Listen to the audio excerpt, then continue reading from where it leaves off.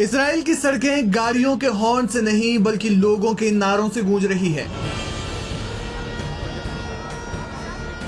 Israel की सड़कों पर विरोध प्रदर्शन हो रहे हैं।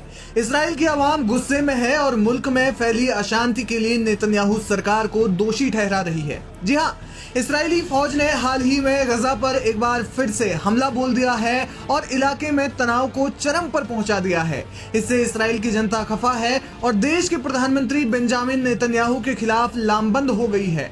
हजारों लोग हाथों में बैनर थामे नारे लगाते हुए सड़कों पर उतरकर सरकार का विरोध कर रहे हैं।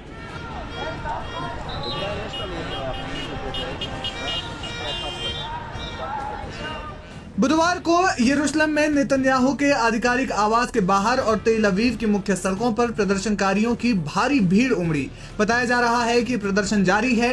इस प्रदर्शन के चलते इसराइल के कई नेशनल हाईवे और सड़कें बंद हो गई।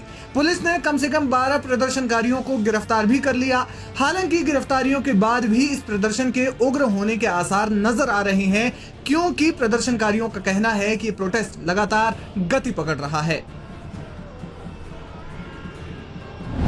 इजराइल की जनता प्रदर्शन क्यों कर रही है?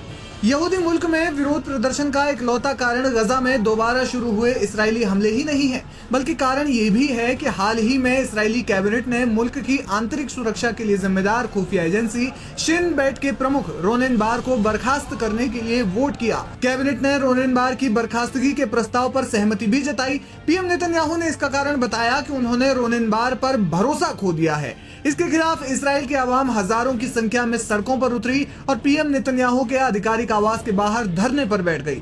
लोगों ने कहा कि पीएम नेतन्याहू लोकतंत्र पर प्रहार कर रहे हैं। इसके अलावा लोगों का नेतन्याहू पर आरोप है कि वे अपने राजनीतिक फायदे के लिए जंग को आगे खींच रहे हैं।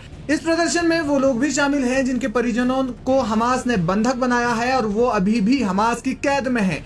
लोगों का कहना है कि नेतन्याहू अपने फायदे के लिए इसका इस्तेमाल कर रहे हैं और इस वजह से बंधकों की रिहाई नहीं हो पा रही है।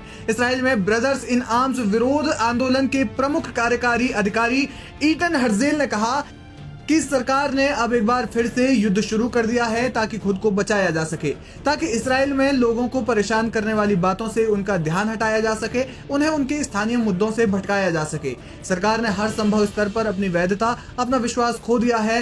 वे विफल हो रहे हैं। खास बात यह है कि इस विरोध प्रदर्शन में न सिर्फ इसराइल की आम जनता है बल्कि पूर्व सैनिक भी इसमें हिस्सा ले रहे हैं। इसराइल की पूर्व वरिष्ठ नौसेना अधिकारी नकाश पेलेट ने अन्य प्रदर्शनकारियों के साथ यरूशलेम के बाहरी इलाकों में एक तंबू वाले शिविर में रात बिताई और फिर प्रमुख राजमार्ग के साथ शहर में प्रवेश किया। इससे माना जा रहा है कि आने वाले दिनों में इसराइल के अंदर खाने भारी विरोध प्रदर्शन हो सकते हैं, जिससे नेतन्याहू सरकार कैसे डील करती है ये देखना बेहद दिलचस्प होगा।